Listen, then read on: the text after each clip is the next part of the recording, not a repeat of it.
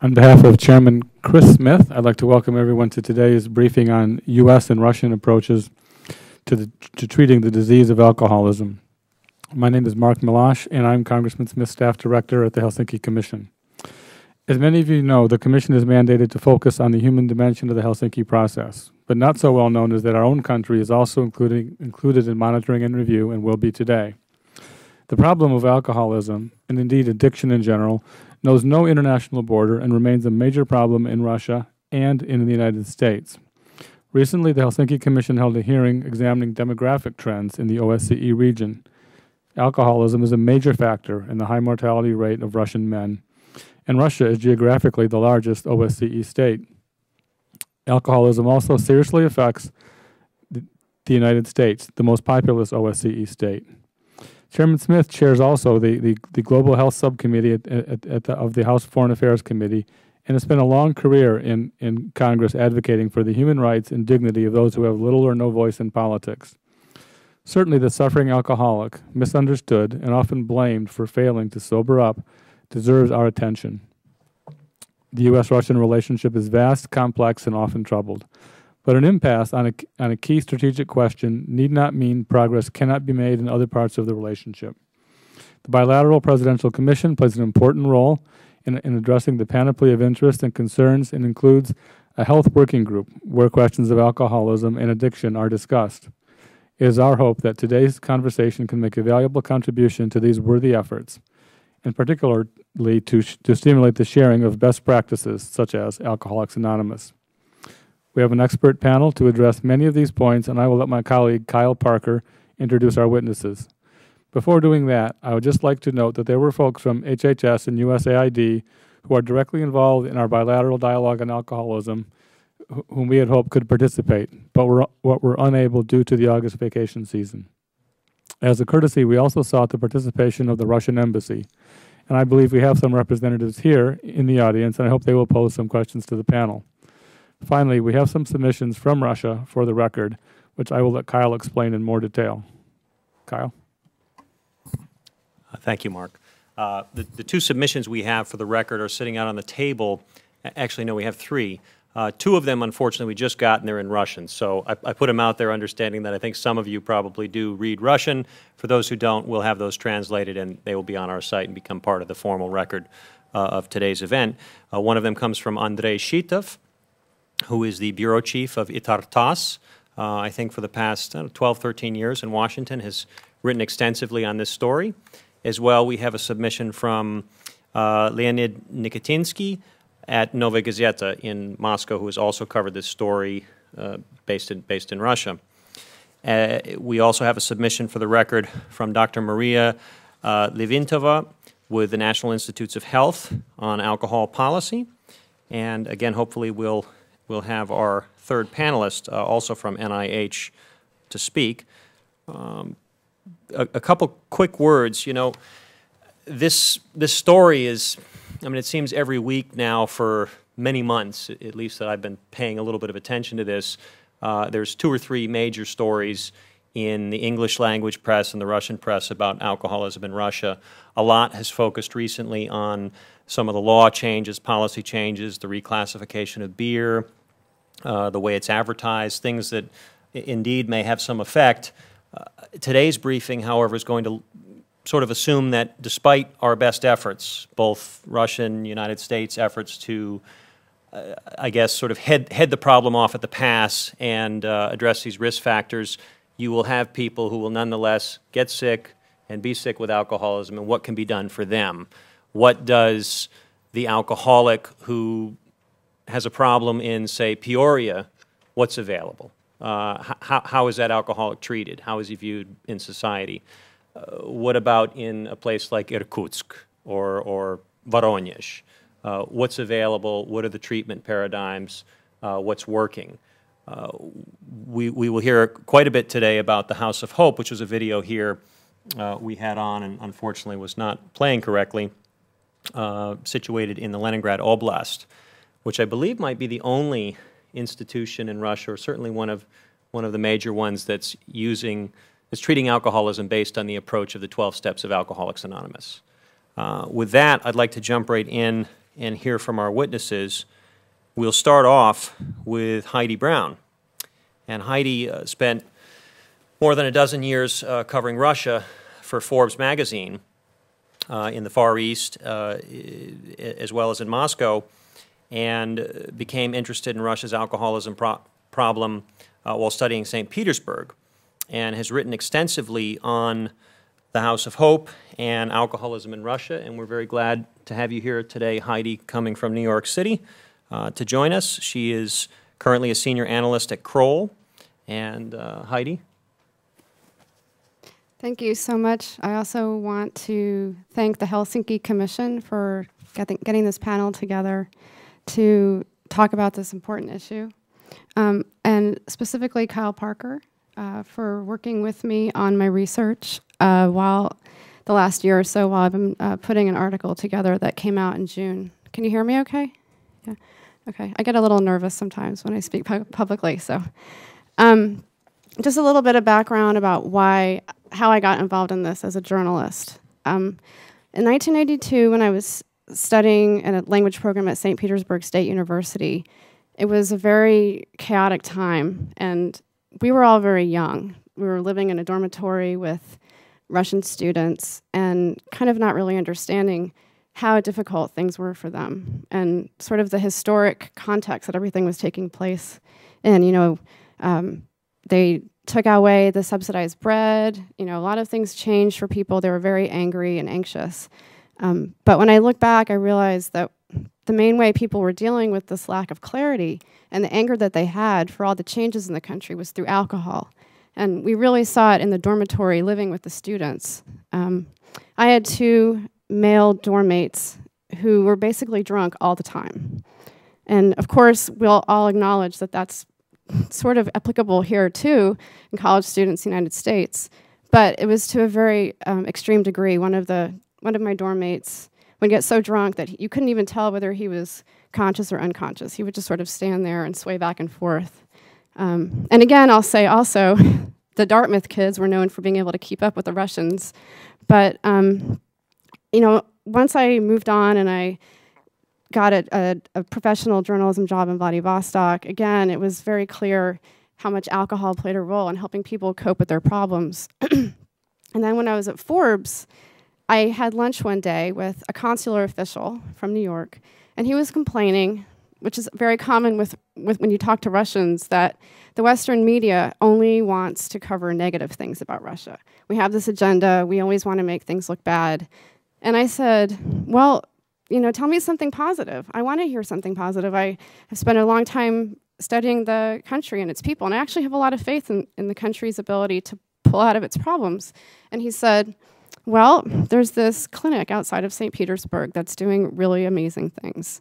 And it was begun by an American businessman named Lou Bantle, and it's struggling financially, but I really think you should go take a look. It's doing really special things.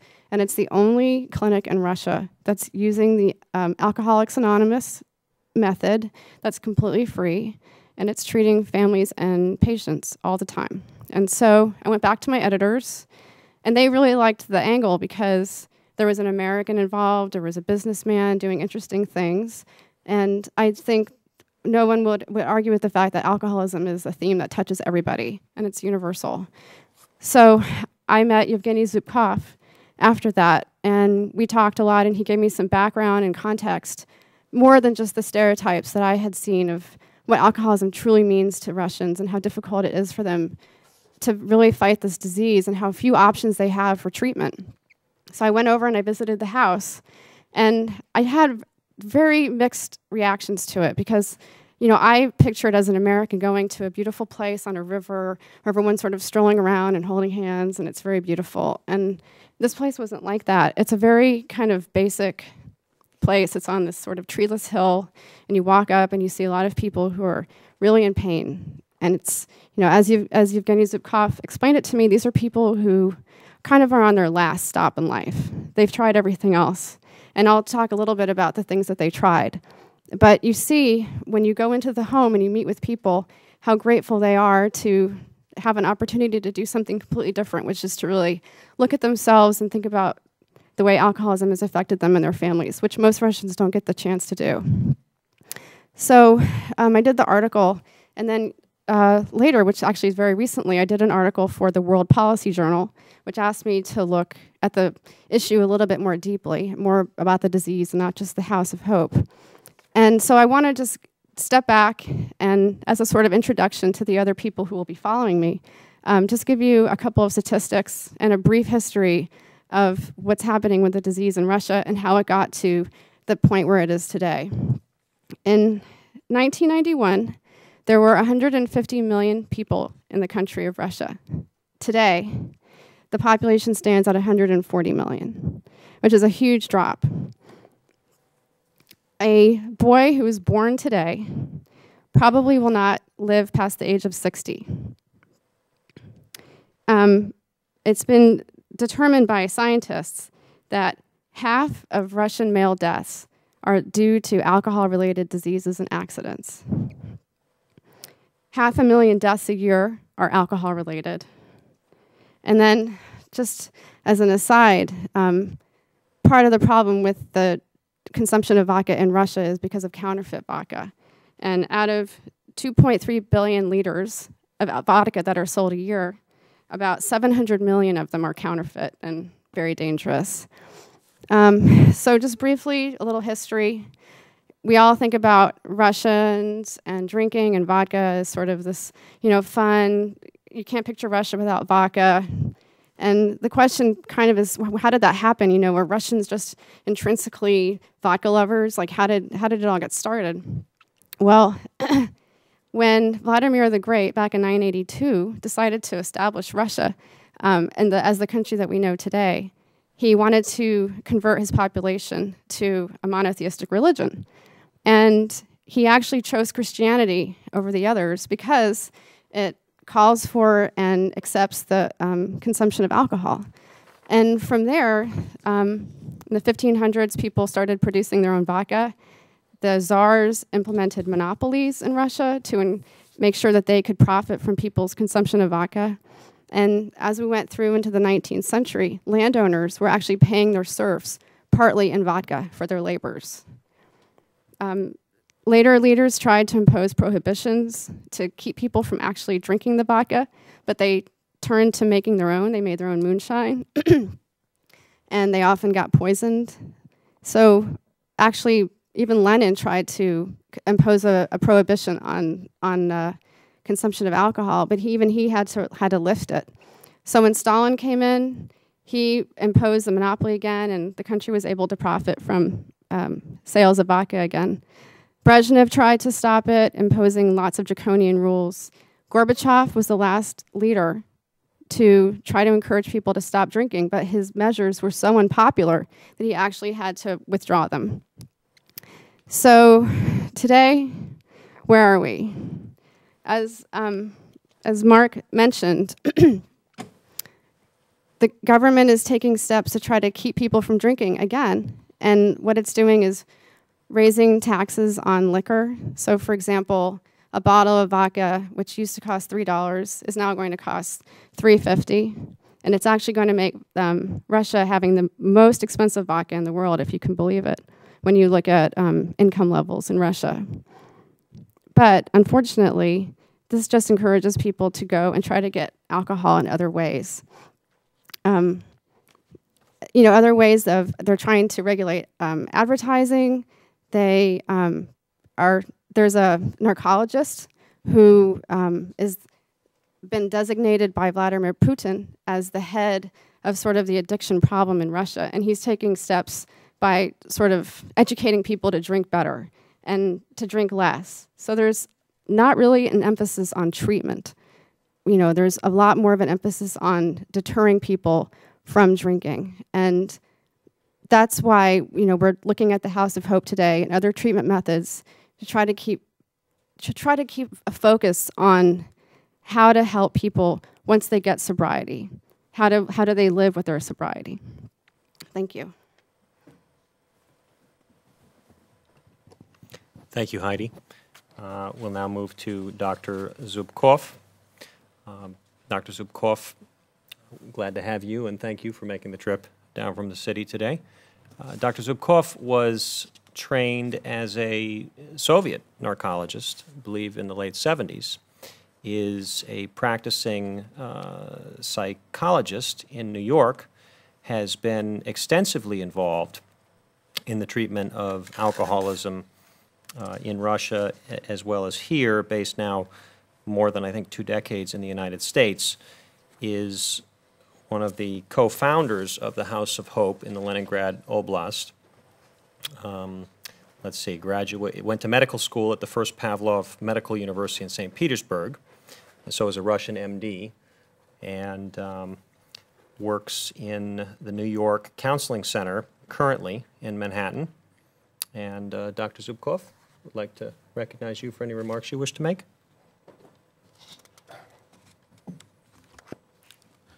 Thank you. I would like to thank the Commission for inviting me, and Carl Parker, who helped me to, understand what I need to talk about, and, actually who provided me with the possibility to talk about,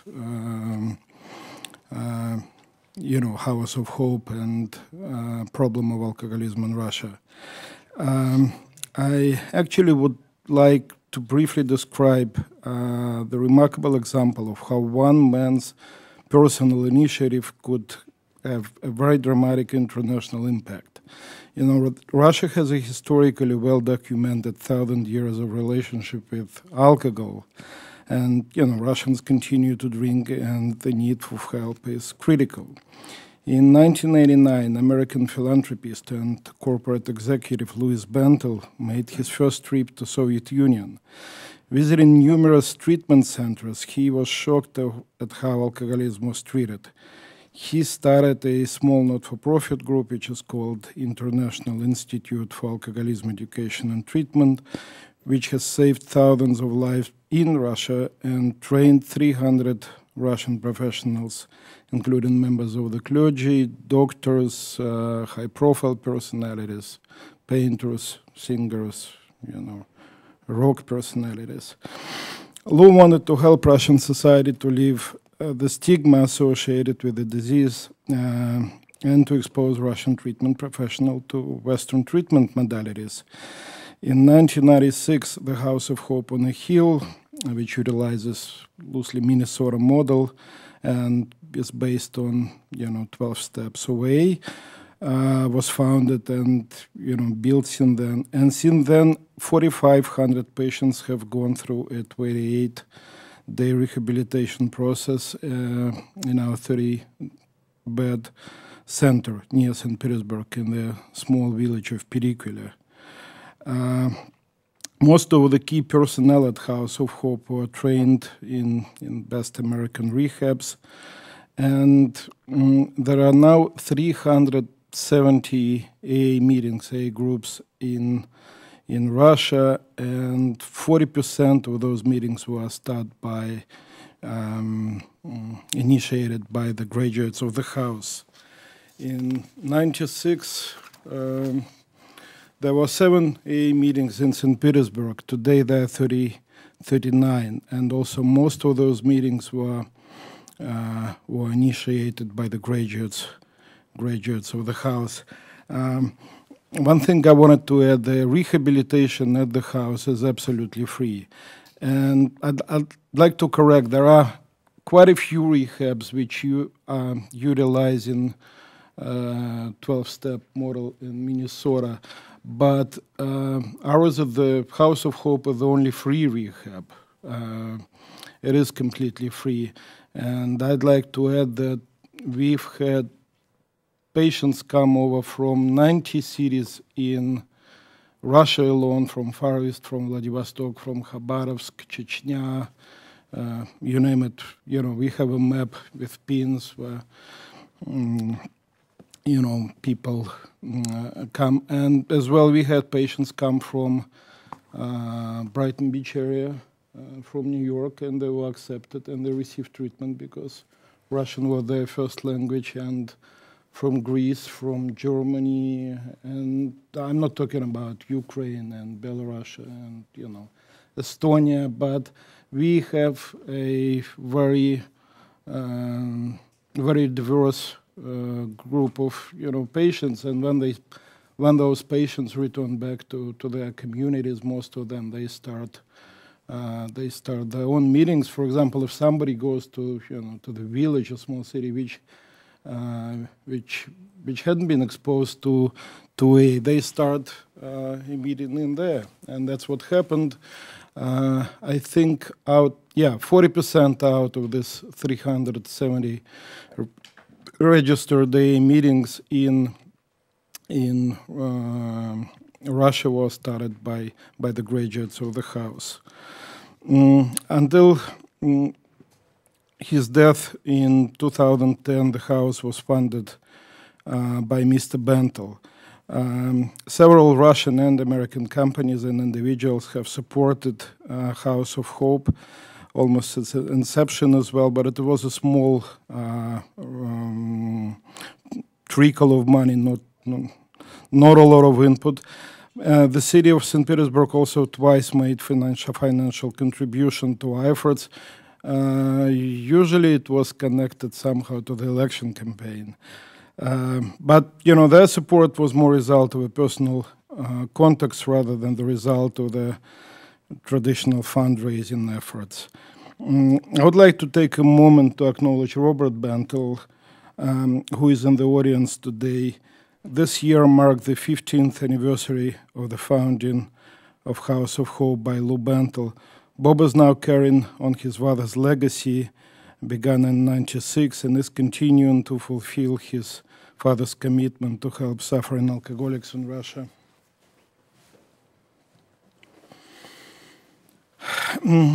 And alcoholism is a very serious problem in Russia today in terms of both adult mortality and lost productivity. As in the United States, alcoholism is a profound drain on health care resources. Russian narcology, which is sort of similar to American addictionology,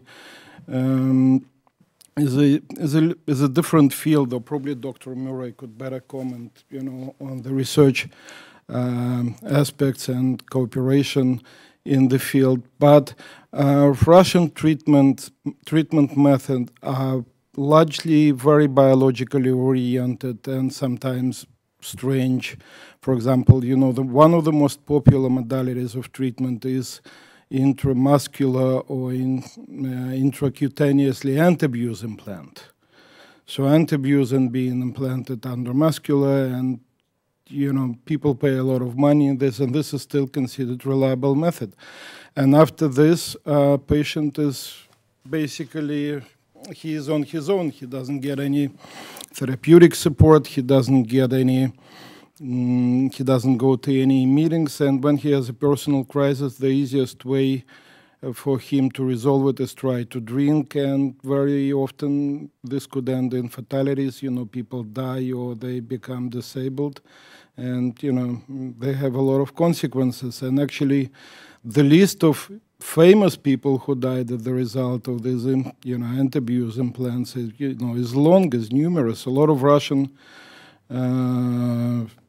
famous and high-profile personalities in the 90s, 70s, and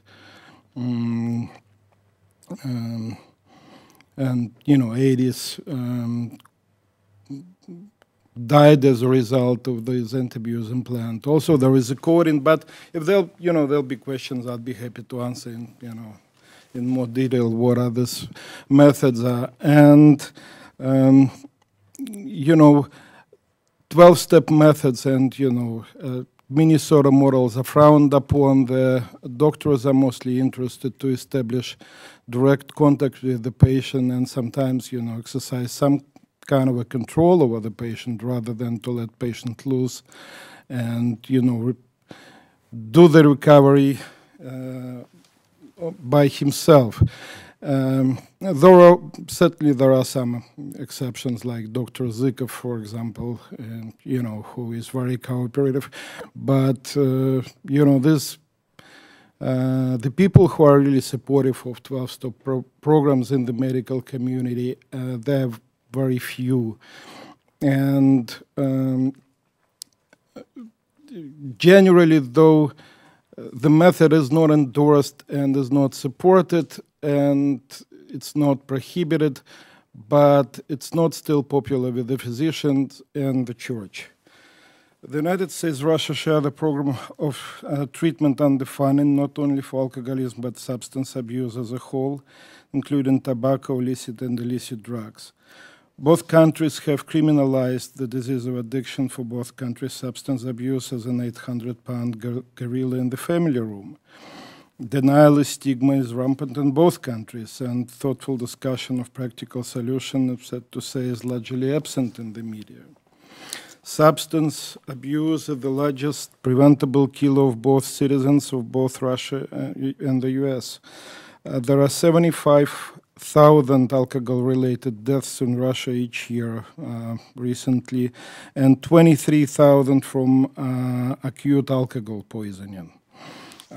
Russia has, according to the data of 2009, Russia has 2.7 million alcoholics on the register, official register. It means probably 3 times that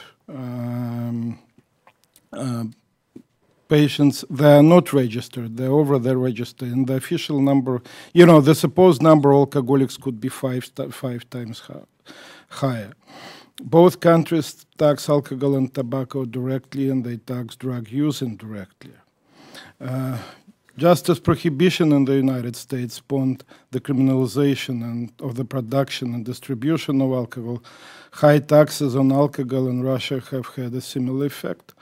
In Russia, at least 1/3 of 27 billion liters of vodka produced annually is sold untaxed fraudulently, and 1/3 is sold in adulterated, toxic, and lethal formulation. In other words, 1/3 of all alcohol in Russia is pure legal. 2/3 is poison.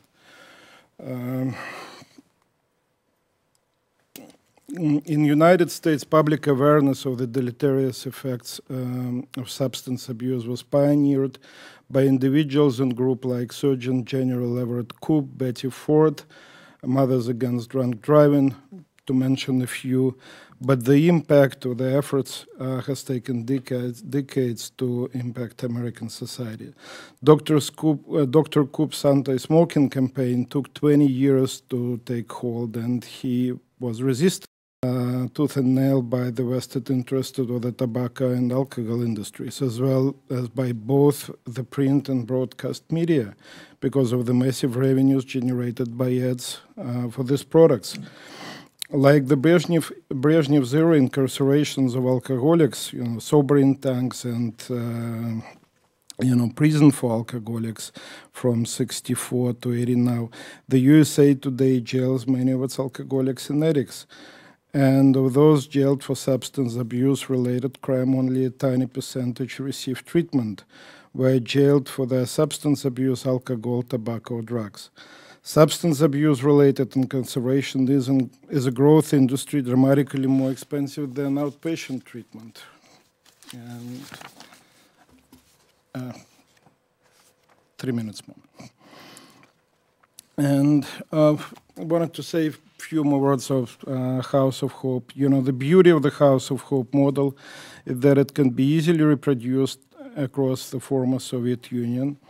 Our method doesn't require special equipment or medication. In recent years, we have been approached by people from many regions of Russia, Ukraine, Estonia, and Belarus to help us train their staff or to start new treatment centers. Often the only thing that stands in the way of beginning a new clinic or in another location is resistance from the ignorant local officials. At the House of Hope, we face more than the obstacle of national addiction. Our problems are larger than the low percentage of alcoholics who receive treatment. We are struggling with the primitive state of philanthropy in Russia. That means we get very few donations from the Russians. The Bentel family has been essential to our existence, but we need to expand our base of support in order to survive. For example, all charitable donations in Russia are taxed. Therefore, people don't want to donate. If they donate, a large amount of money, they say, I have extra money. And, this is not good for somebody who lives in Russia. For years, we have tried to raise funds from the Russians using our network of political and business connections within the country, but we have been forced to accept the fact that our community is not an attractive target for donors. In Russia, corporations and philanthropists prefer to support high-profile, socially acceptable organizations, such as performing and visual arts. For example, when we approached one of the major businessmen, oligarchs, he said, why should I support you? I would give 3 or 4 million to Mariinsky Theater, and my name will be in the program. Or with you, same thing. We don't want ourselves to be associated with, with the rehab. Though there is an exception, for example, the brewery Baltica is continuously supporting us for many years. We also tried to approach many US businesses in operating in St. Petersburg and Leningrad Oblast, Leningrad region. There are about 150 US corporations. They operate businesses in the region, and we've had 2 American interns who did they did a great job. They done all the letter writing, very nice letters, solicitation letters. We received the list from the American Chamber of Commerce in St. Petersburg. We hand-delivered the letter twice, 150 letters, which were signed by our board of directors committee, which had all, Yuri Shevchuk, Mitsky, a lot of, high-profile Russians, and we didn't get even a single response in writing.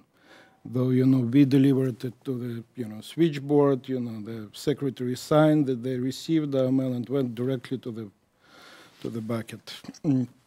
And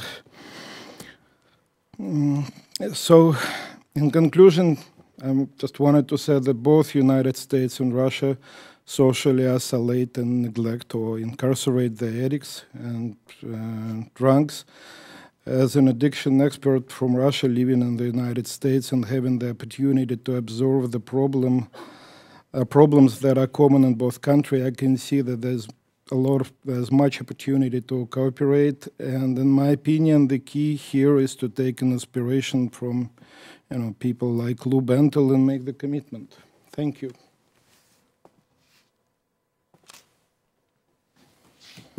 Thank you very much. If you don't mind, I'll ask a couple of questions, and then we'll go to Kyle with a couple of questions, and then we'll go out to the audience. I guess I'll bundle mine together. I'd be very curious to hear any thoughts that either of you might have on a kind of question of national feeling. I mean, I confess here to an American prejudice. Without knowing much about Russian methods of dealing with alcoholism, I tend to think that the solution is Alcoholics Anonymous. Right or wrong, this is how I approach the problem.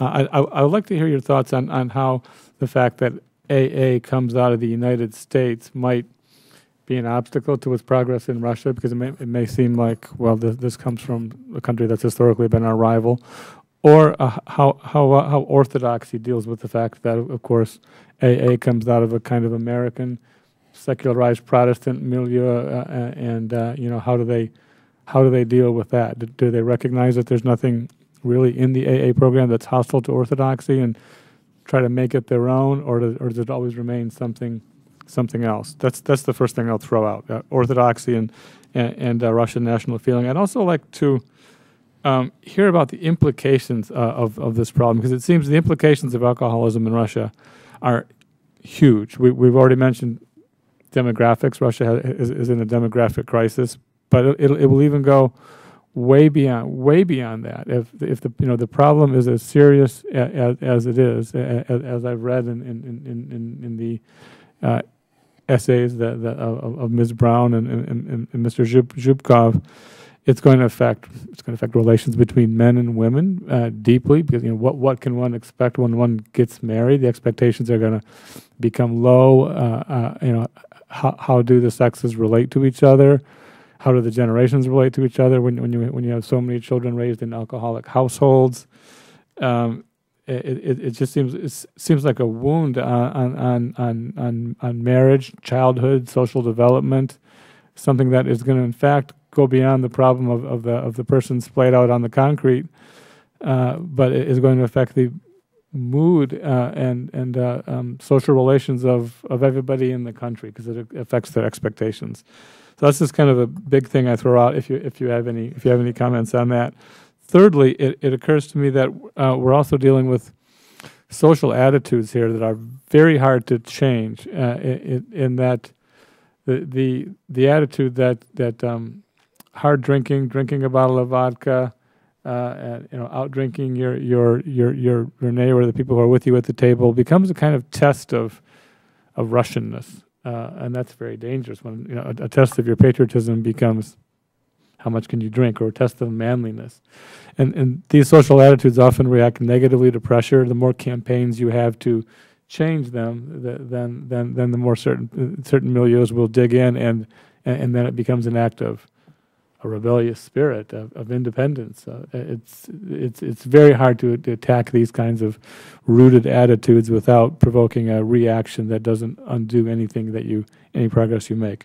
So I'm just throwing a lot out there. Would like to hear what either of you have to say. Ms. Brown? Sure. I think as Medvedev and Putin do, we'll do a tandem answering of the questions. You can jump in whenever you want. So I guess I'll take the third one, the question about social attitudes first. I do think that and again, I will start my answer by saying I am an outsider. I am not Russian. So this is what I say has to do with my observations over the years. But in terms of social attitudes towards drinking, when I observed my own responses over there, I realized how much I had internalized stereotypes about drinking in Russia. Because after visiting the House of Hope, I went with some friends out to dinner, and some of the people, or actually most of the people at the dinner, were recovering alcoholics. So here we were in a group at a restaurant on Nevsky Prospect in St. Petersburg, and we're all sitting down to dinner, and we're all talking, and I'm sitting there thinking, what's missing? Like, here we are, we're all meeting, we're celebrating, and oh yeah, we're not toasting. Like, how is this possible? We're sitting in Russia celebrating something and we're not toasting. Is this really Russian? Like, can you be Russian? Can you have a Russian a celebration, a funeral, a meeting, an acquaintance, spend time together without drinking? And I do think that right now, that's something that Russians are asking themselves. And you might disagree with me, but I think that as the country starts to try to come to grips with why it can't get out of its own way in terms of improving the situation, really starting to tackle alcoholism and move on, I think people are starting to say, can we have Russian culture without having vodka involved? Again, I alluded to this narcologist who Vladimir Putin has supported. His name is Evgeny Brun, and I interviewed him. He's a lovely man, but he supports the older method that Dr. Zhukov alluded to of using medications to treat alcohol instead of therapy. And so I feel that his approaches, which are, when you're sitting at the table drinking with your family and your friends and you're getting drunk, take a walk around the table and open the windows so you don't get too drunk. He said that he's trying to improve policy by encouraging people to drink other kinds of alcohol, like beer and wine, and not just vodka. This is an educated, trained professional, and he wants to help people. I mean, he admits fully. He doesn't try to put under the rug the fact that people have an alcoholism problem in Russia. So I don't know if that answers the question about social attitudes. I mean, I just feel partly that, it's a kind of a two-part problem. There's the way Russians see drinking, and there's also the way we foreigners see drinking in Russia, and it kind of goes together. I will let Dr. Zhukov answer the question about families and alcoholism. In terms of AA in Russia, I think you really hit it on the head. I think there is a lot of mistrust of Alcoholics Anonymous there because it is seen as Western. And as much progress has been made in Russia and as cosmopolitan people have become and the traveling that's been done, there are a lot of people who still have sort of a nationalism or a resentment about methods that have come from abroad. Alcoholics Anonymous didn't really come to Russia, I believe, until the 1990s. Is that right? The early 90s? The late 80s? 89. Yeah. And you can imagine in a country where there is no religion except for the state, and Alcoholics Anonymous requires the belief in a higher power. The government certainly doesn't want you to believe in a higher power other than the state. And it was very much discouraged and actually seen as a threat. I had a friend who told me stories about trying to smuggle in the AA book in the 80s and having customs officials rifle through her suitcase. It was medical supplies and AA books. She could have brought the medical supplies in to sell at a high profit, but they left those in the suitcase and they took out the AA books. And in terms of the church, again, a really good point. What you see today is the church probably has, and this is according to one priest that I interviewed in Moscow, probably about a quarter of priests in the Orthodox Church are alcoholic. And it's a very insidious disease in the church because you have to use wine in your ceremonies.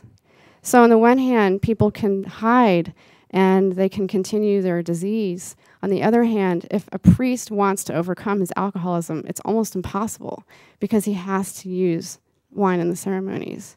And the church, like many other large established religious institutions in other countries, keeps its secrets and encourages priests not to talk about things publicly. Patriarch Kirill, who is very close, reportedly, with Vladimir Putin and has his backing, has sort of nominally made comments that Alcoholics Anonymous and other therapy methods could be considered effective. But at the end of the day, just one example of the way that he's not really working with the AA and other positive methods is that the priest told me that he actually reversed an earlier rule. He had told priests that they didn't have to use wine in their ceremonies. If they were battling alcoholism, they could just use juice. And he's taken away that rule so that you have to use it. Again, in this country, in Russia, which is sort of starting to find its religious identity again, to have the head of the church not be fully behind every method that could possibly help people is, that's definitely questionable. I wanted to add a couple of words on orthodoxy and, relation of the Orthodox hierarchs. 2 or 3 hierarchs made comments on 12 steps away, and basically they were at the best neutral, and they didn't say they endorse it. They say, well, you can use it if it's under supervision of a priest, and basically that was it. But the bigger problem is that first, a lot of priests don't follow what their patriarchs say. There's a lot of very often, priests don't abide by, they're ignorant of, the opinions of, the senior hierarchs. And second, AA is still viewed actively as a Protestant invasion. And this is the major problem. And for example, infamous Serbsky Institute, they have a physician who writes about AA. He wrote, I don't know, about a dozen of very inflamed articles about, how AA is negative for the Russian society, how it is absolutely unacceptable for the Russian psyche. And one of his most recent opuses linked Satanism to AA. So it is completely out of, and the doctor who wrote this article was inspired by one of the senior priests in Moscow. So on one end, there's a patriarch who says this is okay. On the other end, the huge number of priests which do say we don't want to deal with it because it's questionable, it's Protestant, and these people do things by themselves. They do it without our control, and so far relations are very difficult. Though there are priests who even started 12-step programs, but I would say then probably there are 5 or 6 people altogether, not many. That's interesting, because I think in the U.S., I'm not aware of any association between AA and being Protestant. I don't think people in the U.S. would make that connection. But I think it's the idea of Protestantism being Western. Being America, yeah. Yes, but the Oxford groups, which actually gave birth to AA, they were a Protestant group, a Protestant gathering of people. Mm-hmm. But still, even this association. So what's about? Protestants have a lot of excellent rehabs. They charge money for it. I mean, sometimes it's business. But they're in Russia, but they fund a lot of excellent rehabs. Mm-hmm. And church views it as probably some subversive activity. Mm-hmm. They're always trying to link whatever Protestants do to the sects. Mm-hmm. Mm-hmm. Do either of you have any thoughts on the far-reaching implications of alcoholism for marriage, child raising, the social atmosphere in the cities? I mean, the only thing I'll say is just based on a couple of interviews I did with people who were recovering at the House of Hope. One man, I think he was in his 60s, and he's actually very typical of the kind of, I mean, unless you would argue with me, typical of the kind of person who sort of reached the end of the road and come to the House of Hope to give it one last shot. He'd taken the anti-abuse dosage that Dr. Zhukov has described several times. He's been in and out of jail. And his pattern fits one of the patterns of alcohol consumption in Russia, which is to go on what's called zapoi, which are extended binges that last for a week, 2 weeks. And that, and it makes it very insidious in the family and for the alcoholic, because they can convince themselves that the person's not an alcoholic because they can go for weeks or months with being sober. And again, anti-abuse can exacerbate that because you go for a long period of time being sober. But the people who practice these binges, their families fit into the pattern, and they begin to expect when these zapoi are going to happen, and they know how long they're going to last. And so this man told me about his pattern and how his wife started to ask him, okay, well, when's the next time you're going to start your binge, because you seem really unhappy. And that was one of the reasons why he actually stopped his anti-abuse treatments, because he would go, for 3 to 6 months without drinking. And the anti-abuse, unless maybe we haven't made it clear enough, but it doesn't do anything about addiction. It just makes it very uncomfortable to drink.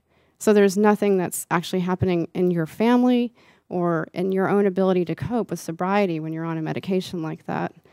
And the wife noticed, you're not drinking, you seem really unhappy. Let's go back to the pattern. Stop taking the anti-abuse. Start your binges again. So. Thanks very much. Kyle? Yes, thank you. And just a quick note, we will shortly be joined, hopefully, by our witness from NIH. A little bit of confusion, but she'll be happy to give us the American perspective and the American model with some authority. She is well credentialed over there at NIH. And also from the bios, I just grabbed a couple things from your bio, Dr. Zhukov. It's a long and impressive resume, and so again, those are out there on the table. I see people have availed themselves. There's some other helpful information.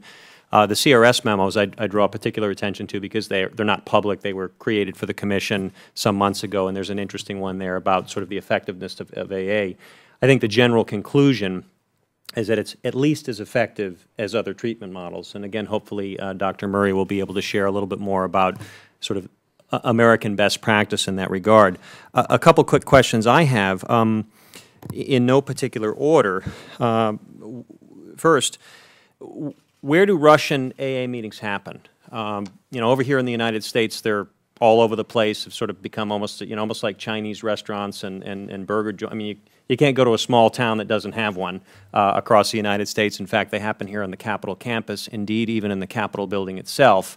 I know they've happened in bars in some places, and they happen round the clock in places like New York City. I'm just wondering, you know, seems to be here in the United States, it's sort of the church basement, it's the community center, and in a sense, it's, when you look at the numbers in Russia where AA is, it's there, but it's not really there in terms of the numbers. It's so small. What stands in the way? Is it difficult to get the local community center, the local, I don't know, obkom or goraspolkom or whoever has a room that you can use to allow some drunks to drink some coffee, smoke some cigarettes, and tell some jokes once a week? So that would be one question. The other question is, does the sort of the Soviet memory or the sort of the legacy of informants, compromat, sort of eavesdropping, does that affect in any way, or do you see that affecting in any way the willingness of folks to come together anonymously at the same time? If you're in a town, people do recognize people, especially a small town. You would imagine that, you know, again, I can imagine that here in the United States, it probably not the most natural thing to do to bare your soul to one another in, again, not really a public setting, but certainly not, you know, it's not a walk talk, right? You're meeting somewhere. How does that affect, you know, how does that play out in Russia? And lastly, prisons. Prisons, pre-releases. What's going on inside the Russian prison system? I know there's been a lot of work this past year on the Bilateral Presidential Commission, and it was recently, I believe, institutionalized just a couple months ago in the creation of a new rule of law working group. A lot of great work has been done out at Post by people like Tom Firestone in Moscow, here in Washington, Catherine Newcomb, who've worked with FSIN, the Russian prison system, in looking at some of these types of rehabilitation, job training. But how would treating alcoholism addiction fit into that in FSIN? Well, first about AA, and AA is perfect for us. It works. The only problem that people not often refer to the meetings.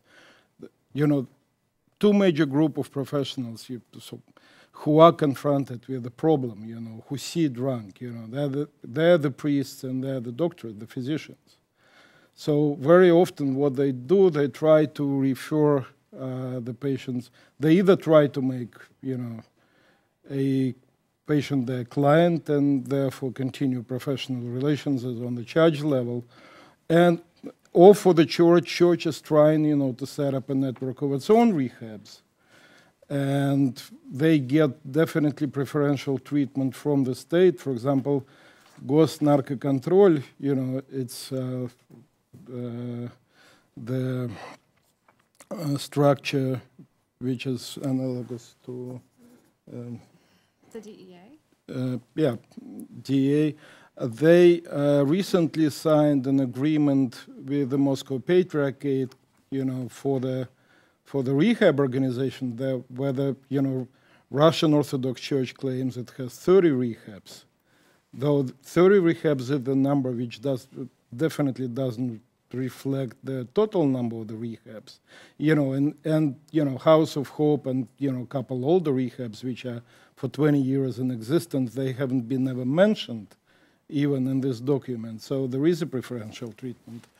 And I think it's the lack of the referral and, you know, the information when people get to the meetings, you know, the certain percentage always stays, like here.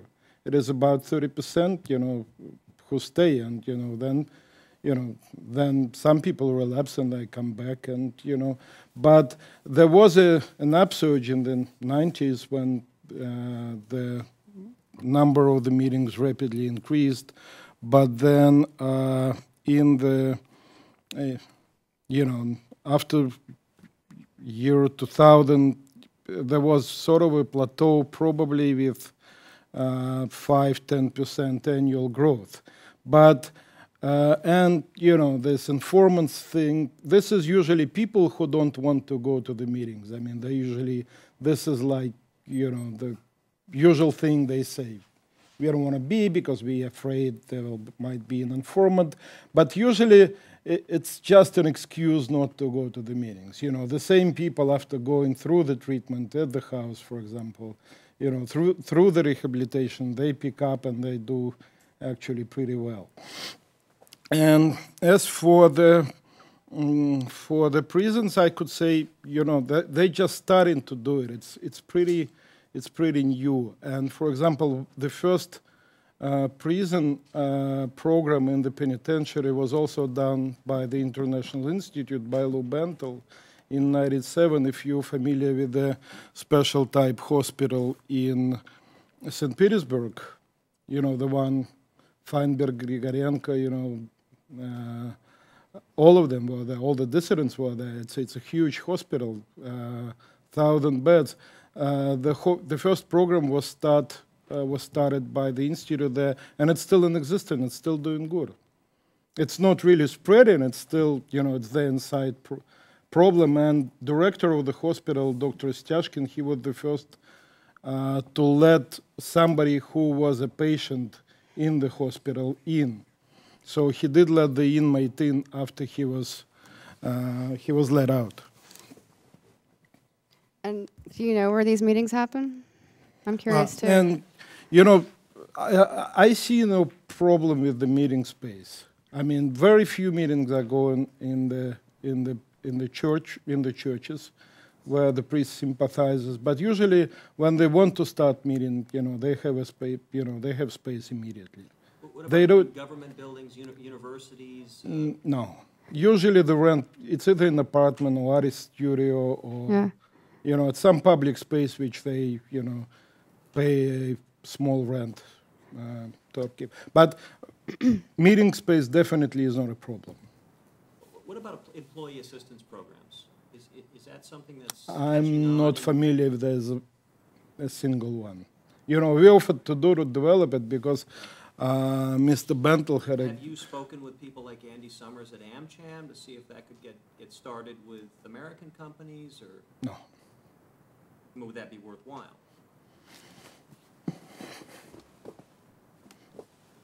We could follow up with them as well, and Sure. But I'm not sure that there is even one employee assistance. Did you want to say something? should we move to public question? Yeah, sure. Yeah, I think, please. Just have a response Yeah. really to your question. Maria Levin-Tolman with the Thank you, Dr. Yes, the employee assistance programs are actually There's a microphone, just so the transcriber will catch your remarks. Josh, where's the microphone for questions? Yeah, both sides. Right. Gotta work for it. That one over there. I want you to state one of these. So yeah, basically. Say your name and your affiliation, so we'll... Sure. Maria Levintova, Fogarty International Center, National Institutes of Health. So the employee assistance programs are of interest to a lot of companies in Russia. Many multinational companies have affiliations in Russia, Pepsi, Philip Morris, and you name it. And all of them are experiencing various issues that they would like to resolve, and these programs are definitely on their radar. They have not at this point, from what I know, they have not moved it to the point of where they can actually say that these programs exist. At this point, we can again move to public questions, please. If you have a question, the microphones are on.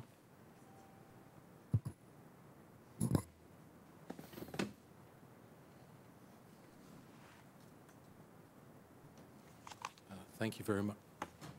Thank you very much. Ron McNamara with the Helsinki Commission. I wonder if you could address the question as it affects children with perhaps a mom who is alcoholic, and trying to address that question. I also, I guess, in listening to you, was wondering about young people and trying to have interventions that try to affect, the question of drinking early in life. At the hearing that Mr. Milosh referred to, one of the startling points that I took away from that is that the life expectancy of a male in the Russian Federation is slightly lower than it was in 1961. So that sort of really confronted this aspect of that contributes to those statistics. And then finally, certainly with regard to the question of corruption in the Russian Federation, I'm sort of intrigued in terms of, and not, don't get me wrong, I'm not trying to, if you will, pick on the Russian Orthodox Church, but I wonder if there's sort of a little bit of a conflict. I don't know. I know, for example, that the church is quite involved in terms of the tobacco and cigarette industry or sales, and I wondered to the extent that the Russian Orthodox Church itself might be involved actually in one way or another in terms of alcohol as a commodity or product. So I wonder if you might address some of those concerns or issues that came to my mind. Thank you. Thanks, Ron. Any others to go in this round? I'll take the last point because I did some reporting on it. As I mentioned in my intro, the counterfeit vodka trade is enormous. It definitely helps to account for some of the health problems that are developing and have developed in the health of the population. I can admit that I was a victim of counterfeit vodka consumption when I was in Vladivostok.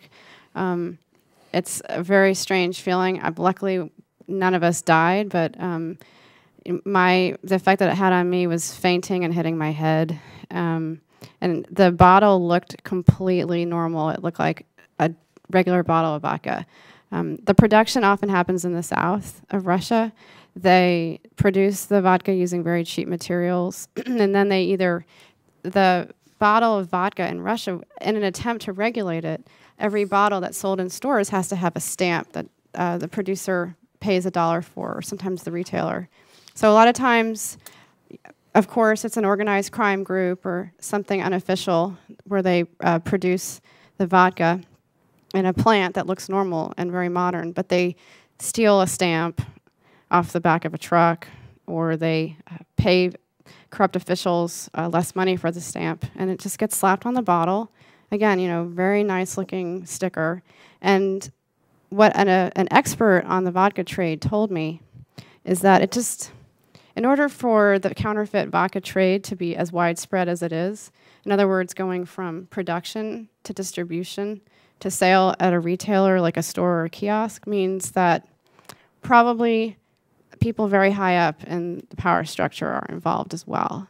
So, I can't name any names. I don't have examples of specific government agencies who are involved, but anytime you have an industry like the counterfeit alcohol industry, which accounts, again, for 2/3 of alcohol vodka sold in the country, you can assume that you've got local police, city officials, regulators, perhaps tax police, others also either turning a blind eye or profiting from it. It has to be. And again, organized crime groups are involved. And to be fair, also to point out that the tradition of making your own bathtub gin, which is called samagon, continues to this day very proudly. Some people think that it tastes better, and they continue to give it out as gifts. Or, as I mentioned, when the tax increases or when vodka sales are curtailed, as they just recently were last year, people are happy to go back and get it from other outlets and make it themselves or have friends make it for them. So. Mm-hmm. Do we have other questions?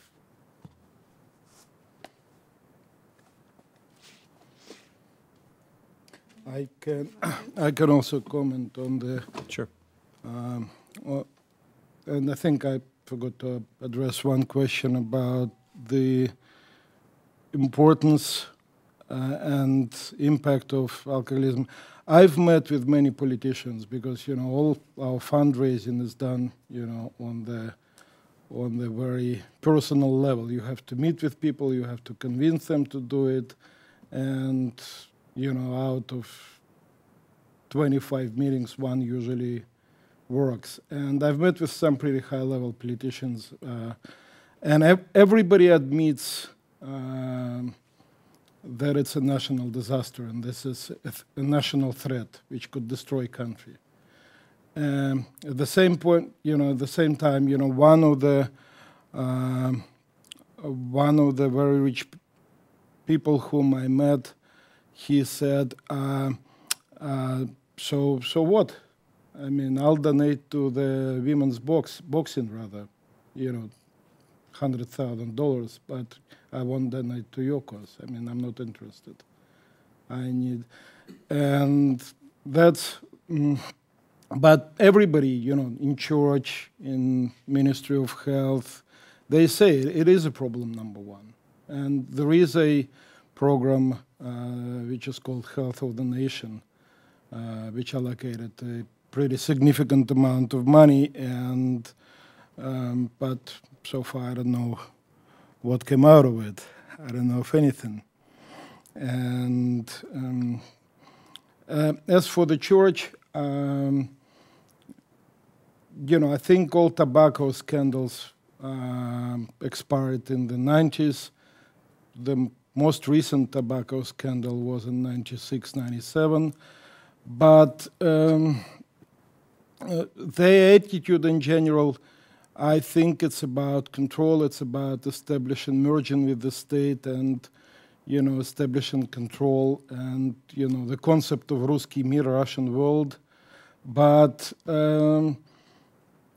even their rehabs, I mean, some of them, they have modified 12-step program, which they modify and they call it orthodox steps of sobering. But basically, these are transformed and changed, you know, 12 steps away. Even to the point, but they don't want to endorse something which is completely independent and unaffiliated with them. If I was just going to really quickly add to the question about corruption. You know, it's in a country like Russia, I'm sure you know, where there's very little transparency and a lot of incentive to not uncover difficult truths by both journalists and other advocates. There has been discussion in the public sphere about how much of a role corruption plays in the ongoing production of counterfeit vodka, but also this kind of what we've been discussing, inability to really get the government's hands around the problem and turn to steps like AA. And corruption often comes up as one of the issues. So I just want to put it out there. Unfortunately, you know, no one has been able to actually identify, you know, what government official is responsible or what ministry. But when you look at the problem and the way that it's not advancing, you have to, it's just the elephant in the room. Like, whose vested interests are there that are preventing, for example, the counterfeit vodka industry from being dismantled?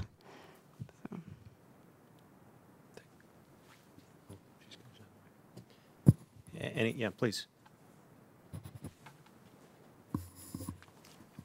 My name is Lawrence Avazian. I am the director of the U.S.-Russia Civil Society Partnership Program. And it's the analog to the Bilateral Presidential Commission. There are working groups under this new program, including public health. And we're going to be very interested in talking to you about how this might fit in under the public health aegis. My question is, my other glasses on? Twofold. One is, to what extent is this a problem among women in Russia, as well as, of course, we know it's probably dominated by men, but to what extent is this a problem among women? And on the other hand, since we know alcoholism is a family disease, and often an alcoholic may not hit a bottom until the family confronts him or her, how widespread is the growth of Al-Anon and the recovery of the family of the alcoholic. Thank you. Please have at it.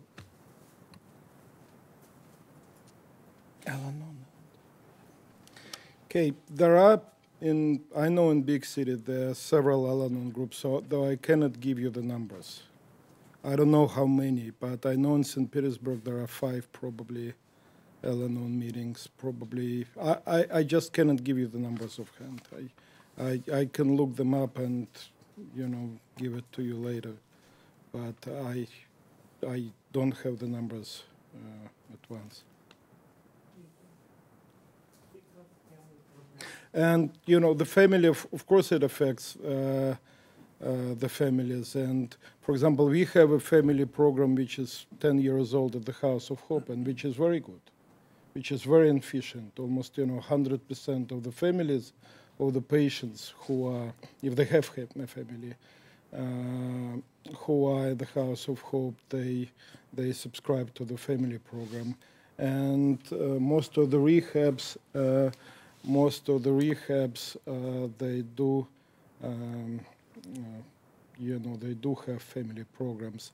As for women consumption and women, when I started to work, that was 79. I do remember that the statistics we were provided, that ratio between male-female alcoholism in the Soviet Union was 1 to 10. I think by 93 this ratio changed by 9 to 8. Current 9 to 8, 1 to 8, 1 to 8, 1 to 8, yes. Unfortunately, I don't know current numbers. I don't know today's numbers.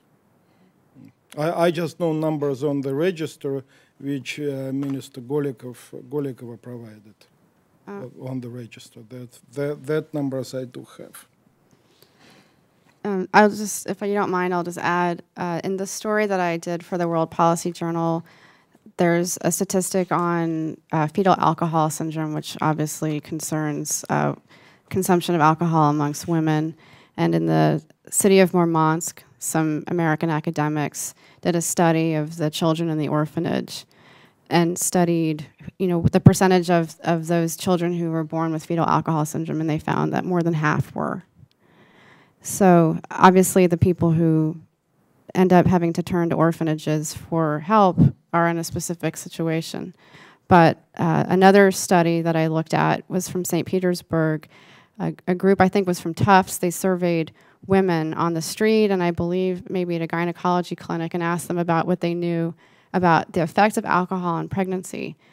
And basically 80 to 90% of them answered questions about how alcohol affects you very accurately, but about 1 in 5 said that they'd recently drunk heavily. So it's not just a question of lack of information. Also, one comment on the prison system and the gravity of the situation. Our guest was, we had Vitaly Mozikov, who is currently, he's working for the president's administration in Moscow, but he was the DA for the prison system in St. Petersburg, 20,000 beds. Pretty big system, and he provided numbers, I think there was 97 or 98, that 82% in prisons of Northwest were there because they committed their crimes while being under the influence of alcohol. 82% alcohol only. So that was 97. Do we have other questions? Please. Pat Stranex with the commission. I have 2 questions. So when I was reading about this topic, I came across an interesting statistic. During at least in the 80s, when Gorbachev introduced the anti-alcohol campaign, a significant amount of deaths were attributed at least to drinking of, I don't know, this might fall under your counterfeit alcohol, or rather vodka, topic, but I think industrial alcohol is in like ethanol or maybe sometimes even perfume, like that people would be driven to drink this when vodka wasn't available. I was wondering if that's still fairly prevalent today, and also like what the government can do, if anything, to regulate that in society, like regulate people drinking those industrial alcohols. And also, how in the Russian Republic is alcoholism viewed in like comparison with, say, heroin addiction, which I know is like Russia is the #1 country in the world in terms of heroin addiction. Is it viewed as less like important? Because I know that there's been various efforts to stem the flow of heroin from Afghanistan in recent years since the war began. So I guess two questions, namely, how can they restrict industrial alcohol use for drinking, and also how is alcoholism viewed in comparison with other drug addictions? So thank you. Mr. Bentel, you had a question? Oh, we could take them in a row that way. Yeah. Okay, sure.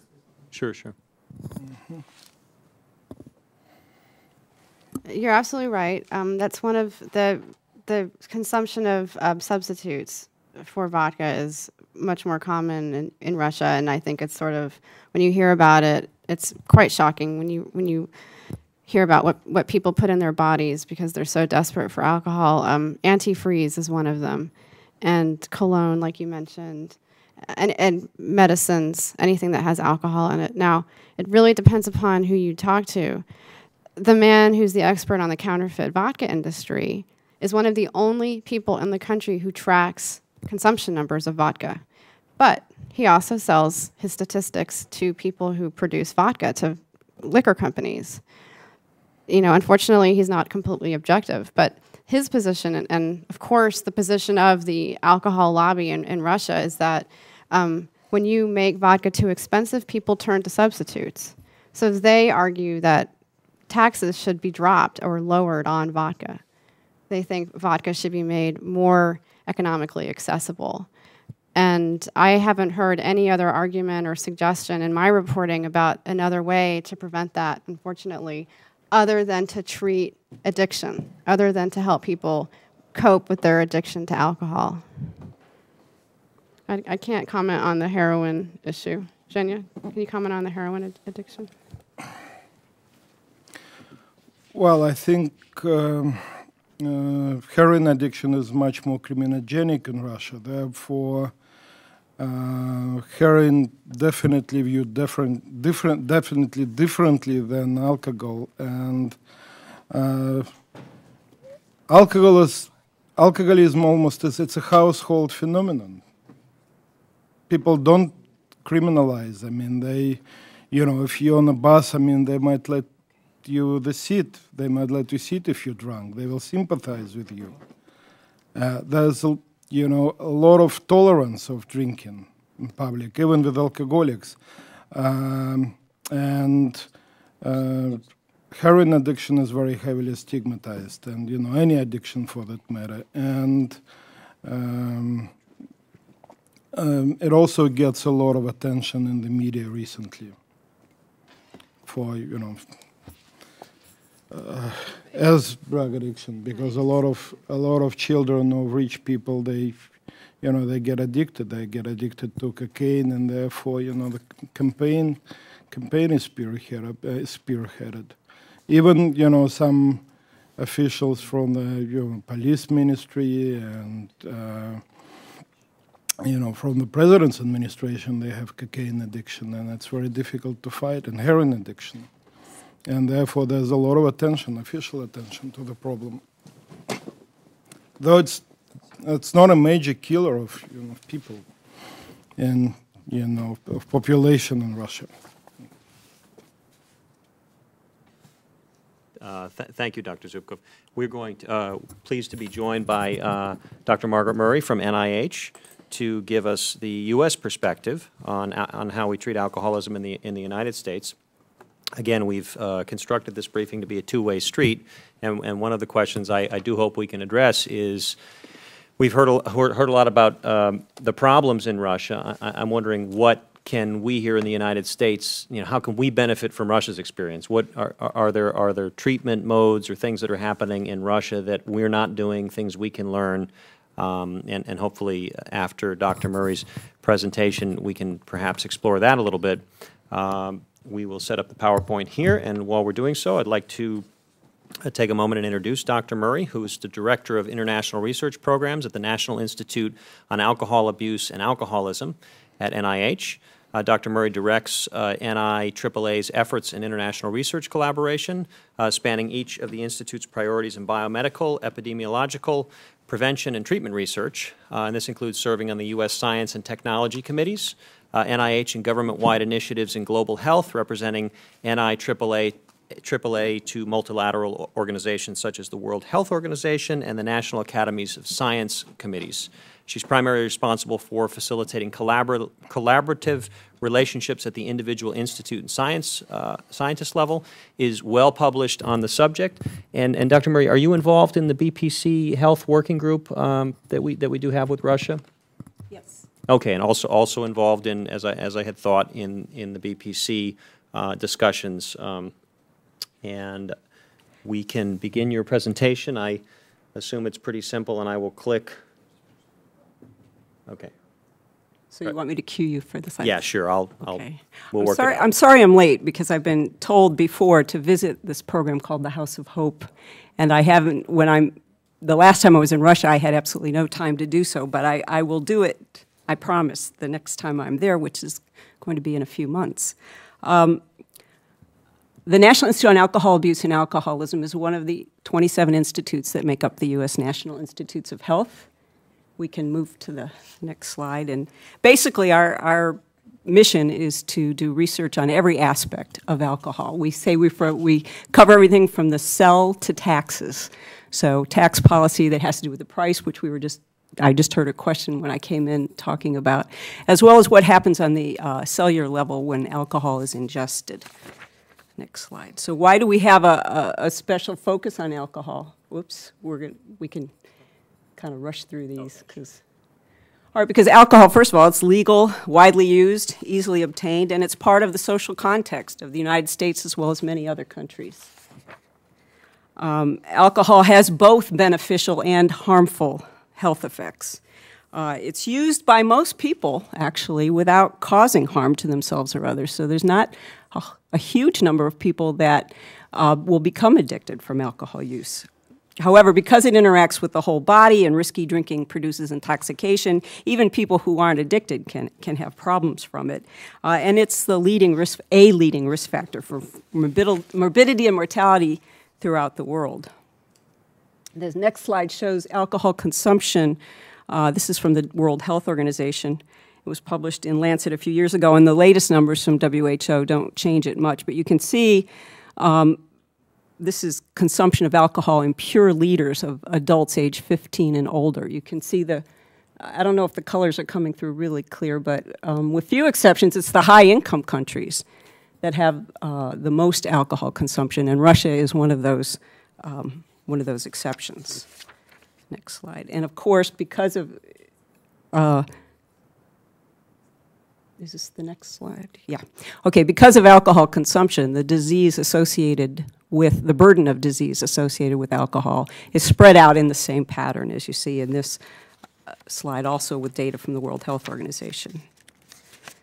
Okay, next. So there's two distinct patterns of drinking that we have to be concerned about. One is binge drinking, which is drinking too much too fast. And we define that in the United States as about 5 drinks for men and 4 drinks for women over a period of 2 hours, and that's because it raises the blood alcohol level to the BAC to about 0.8, or 0.08, which is our legal intoxication limit in the United States. And that's based on an average BMI, so an average size man or woman, and of course there's variations in those.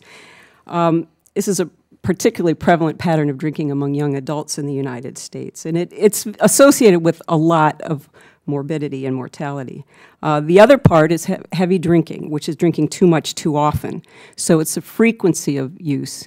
And we say if you're drinking more than 5 drinks for men and 4 for women in a day, and if you're drinking more than 7 drinks in a week for women and 14 in a week for men, that your frequency of drinking is too high.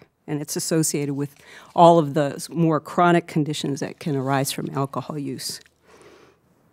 The next slide shows the frequency of risk drinking in the U.S. population, and because we define it that way, and that's based on a population study that of more than 40,000 individuals that we do in the United States, and we're one of the few countries in the world. In fact, I'm not sure of any others that do a population study. In the past, we always studied treatment populations. You know, we looked at people who came in for alcoholism treatment, and our understanding of the disease was based on that. Now, because we look at a general population, we've had a very different view and a very different picture of alcohol problems and alcohol addiction.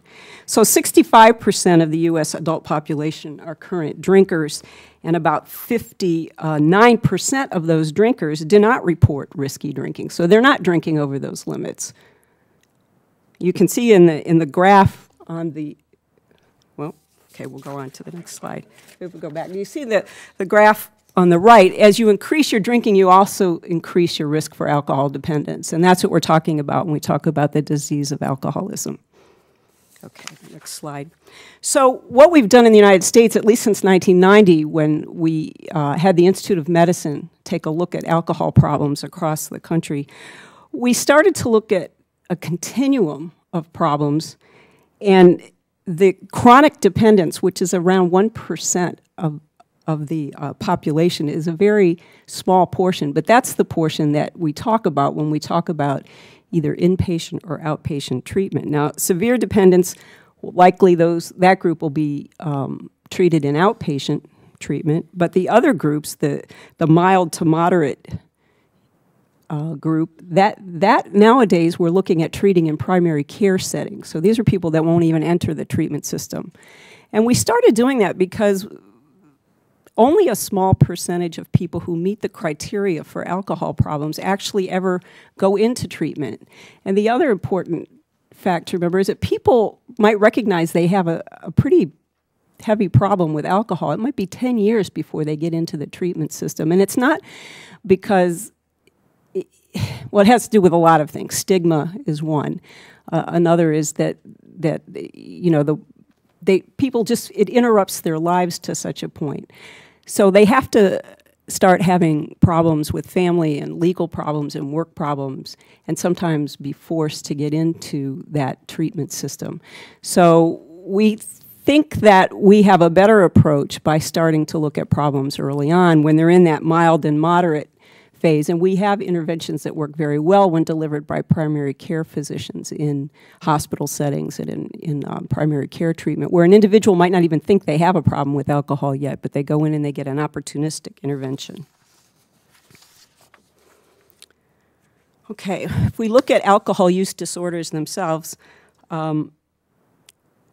about 7%, little over 7% of the U.S. population currently would meet the criteria in the Diagnostic and Statistical Manual for substance abuse or dependence. So those people would have an alcohol use disorder, we would say. They meet the criteria.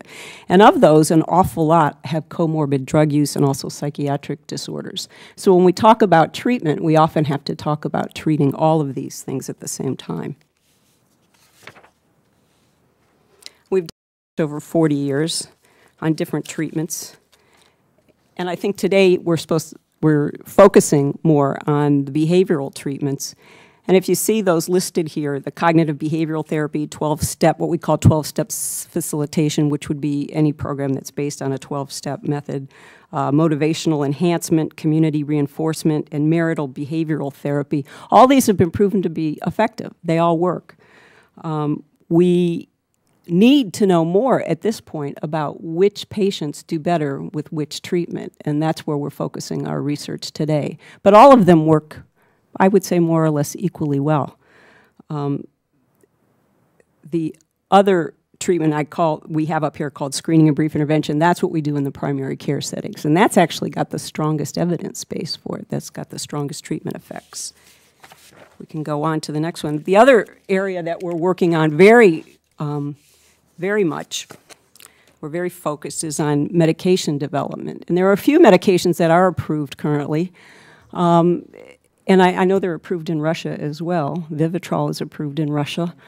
They're not widely used by treatment programs in the United States. I don't know about Russia. I think there are a number of reasons for that, and I think the biggest one is that our treatment system is sort of based on a non-medical model in the United States, so we don't do enough with the current medications that we have. But also the treatment effects, while they're good, and they work better for some people than others, they're not strong enough yet that we have a lot of people convinced. So we're continuing to look at new compounds based on what we're learning about how alcohol affects the receptor system in the brain, and how we can develop medications that can reduce craving and reduce that continual desire or addiction to alcohol.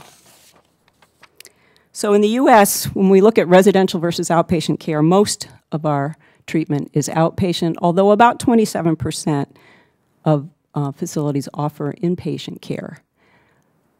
And there are insurance programs that will pay for inpatient care in the United States, although the managed care policies pretty much favor the outpatient care. These are the 28-day programs that you hear so much about. They also, they use a variety of the treatments that I went through very quickly. So in a given facility, you would have 95% of them that offer an individual therapy, and 89% that offer group therapy, and a little less offer family counseling. So all these take place within the same facility. You see that pharmacotherapy number is only at 42%, and that includes patients who are getting help for their comorbid mental health disorders. So they might be getting antidepressants to treat depression or an anti-anxiety medication, and only about 24% are using the medications that we currently have available to treat dependence.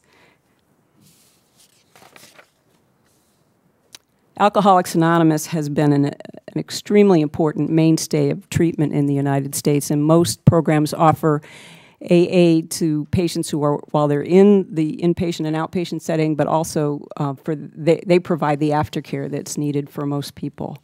There's been, you know, because I've been in this field for a while and I've seen a lot of scientists, especially the people working on medications, try to say, well, AA, what does it really do? And, you know, you'll see reviews in the literature, especially Cochrane Review has a famous one where they say, well, you can't say that AA really helps or that it doesn't help.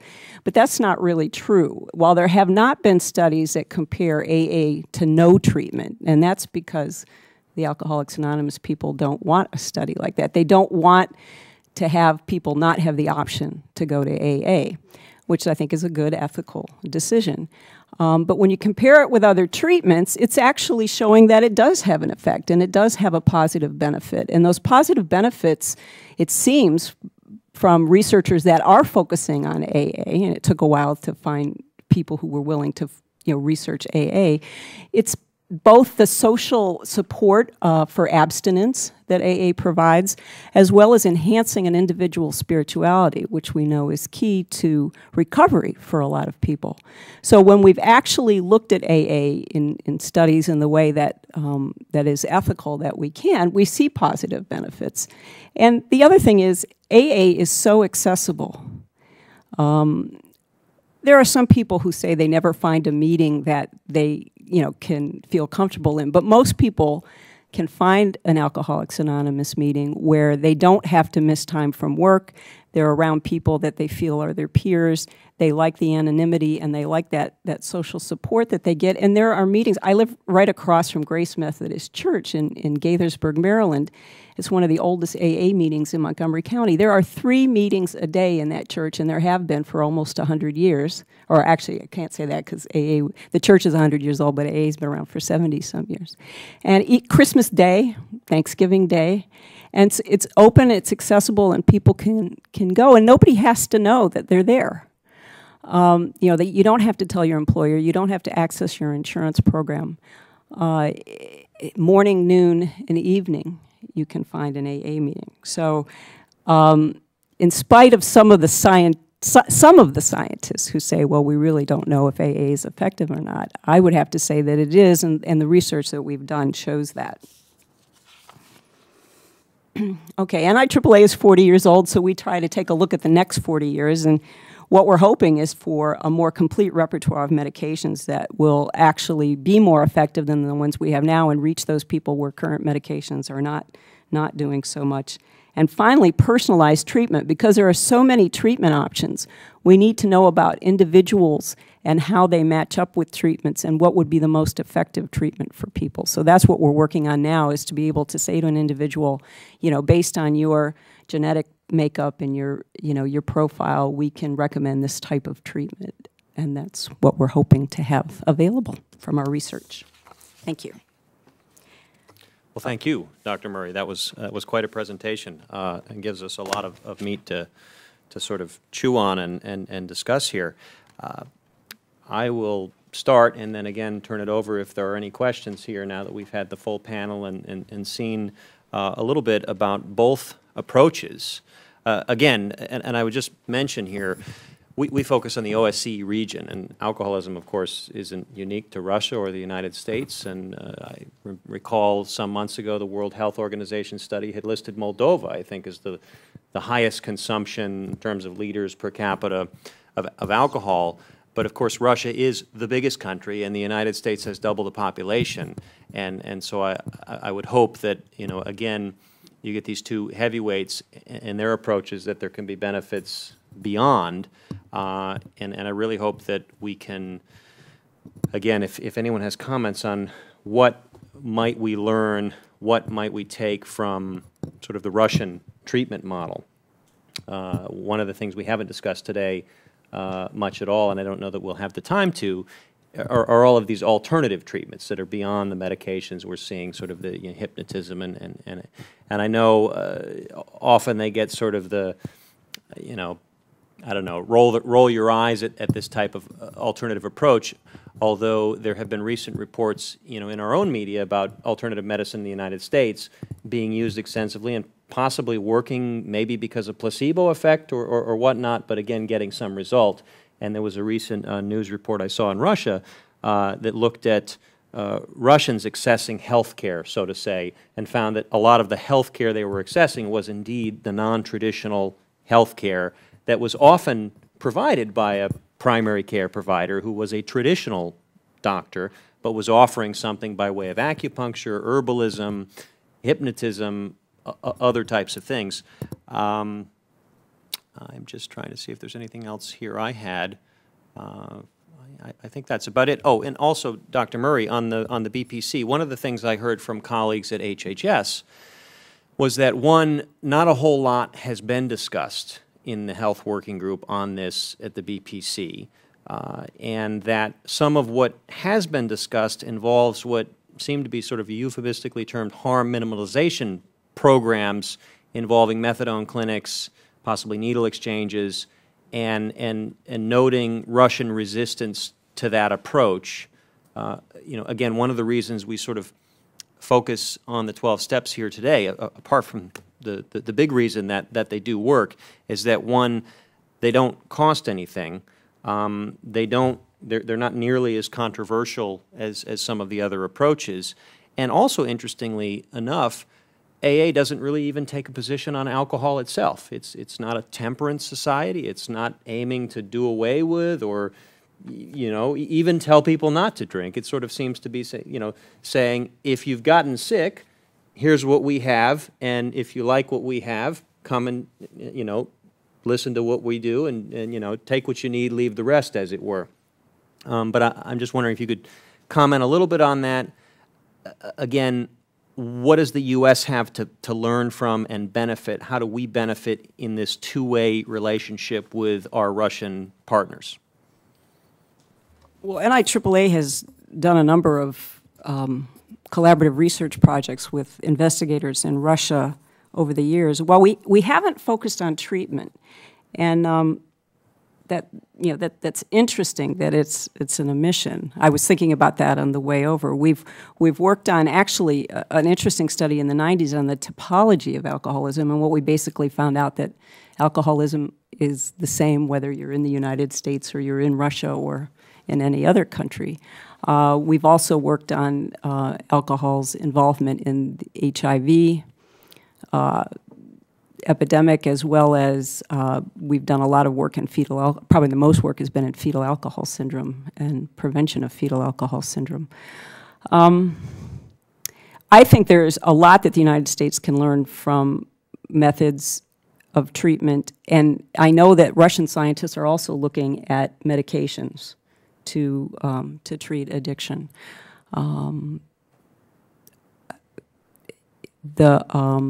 The fact that Russia has a medical specialty in narcology that we don't have in the United States, so it's a branch of psychiatry, I think that's very important. We don't have that.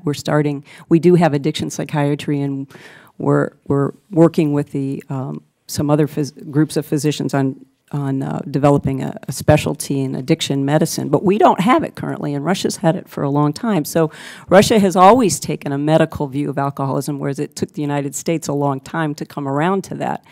Russia also, has, I would say, almost, at least, when times are good, the treatment system in Russia is good because it's inpatient and it's over a long enough period of time.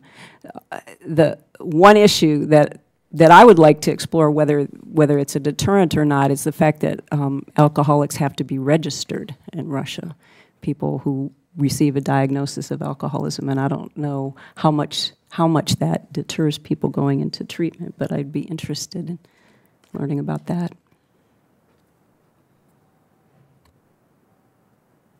Dr. Lipitova?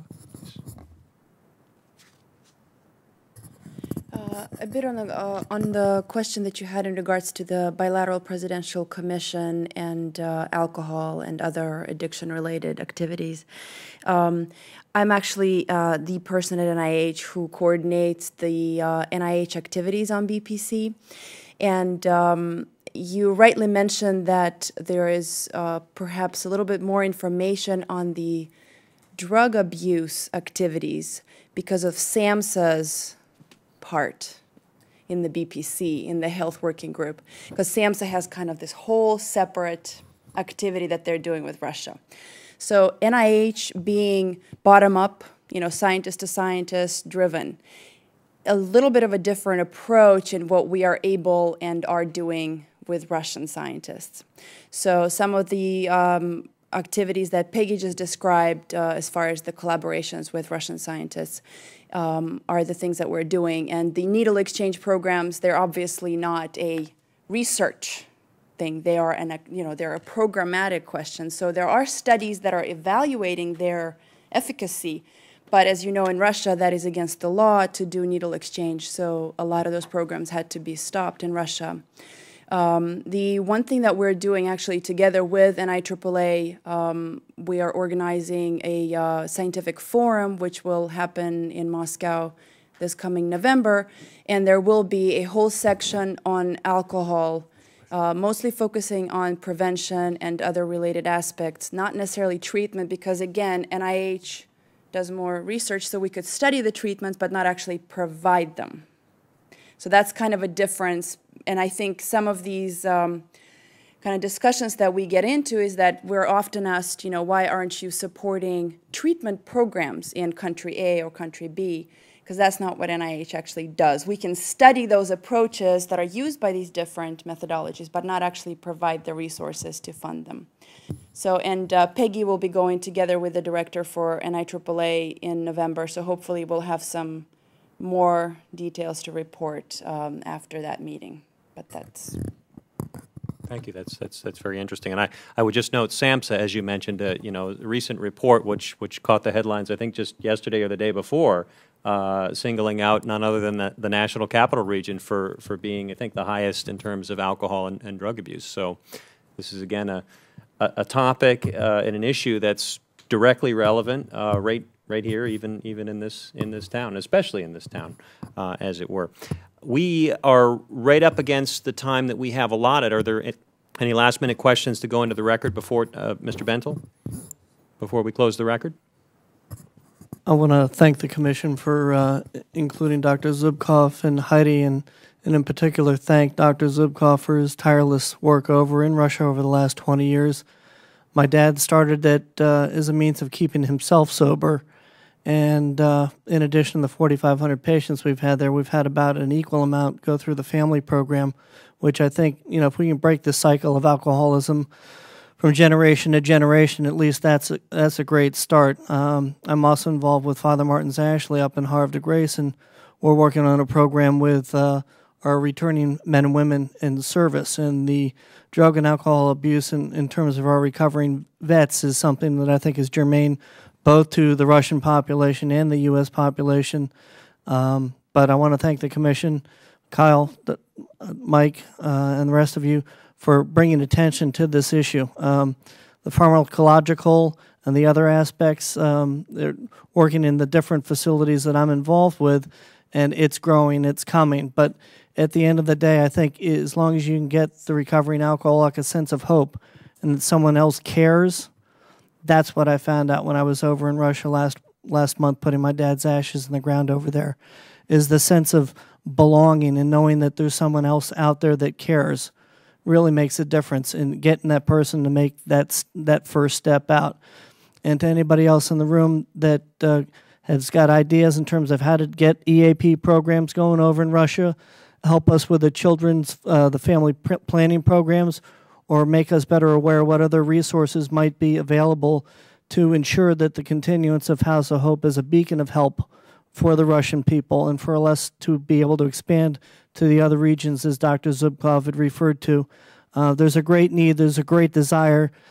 Just given where philanthropy is in Russia, it's very, very difficult to work. And I applaud Eugene for 20 years not paying any graft, not paying any takes, and working in a very difficult political, social, economic environment in order to keep the House alive. So thank you, Eugene, and thank you, Commission. Thank you for your perspective. Do we have any last minute any burning desires, as they might say? I am glad you mentioned the veterans aspect. Our chairman, Chris Smith, was chairman of Veterans Affairs and had done some very interesting work on some of these questions, particularly homeless veterans, which again, alcoholism and drug abuse are issues that are around that milieu as well. With that, I will thank everyone and turn it over to Mark for the last word. Once in a while, I get the last word. I would like to turn the last word into a last question. I was reflecting on what we've been doing here, and it seems that this is a bit different from the usual Helsinki Commission event. Usually we do something on something that has a clear U.S. foreign policy take, or hooks into a clear U.S. foreign policy issue, and there's a foreign policy goal affected. And action items come out of our hearings and briefings, and that's a good thing. The commission was created to promote change, and especially in human rights and humanitarian affairs. And alcoholism certainly fits in with the humanitarian concern. This briefing is a little bit different. It's not exactly so clear. If I were to say, where does Congress go from here on this issue? It's really far from clear. We're very happy to provide a forum on this issue, and I'm sure the congressman, the chairman, strongly supports what each of you are doing on this. But before I close, I would like to ask you, answer this question of what Congress's role might be, where we might go from here. Is there perhaps a programming element to what we're talking about here? Would some other sort of congressional action be called for, other than the forum that we provided today? It would be very helpful to hear about that. So, one last question, and I'd like to hear from each of you, please. Thanks.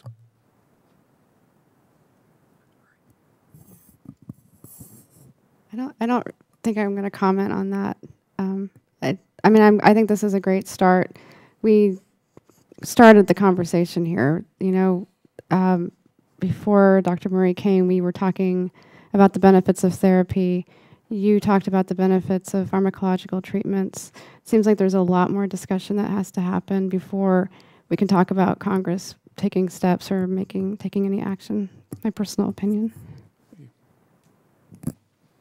Mr. Zhukov?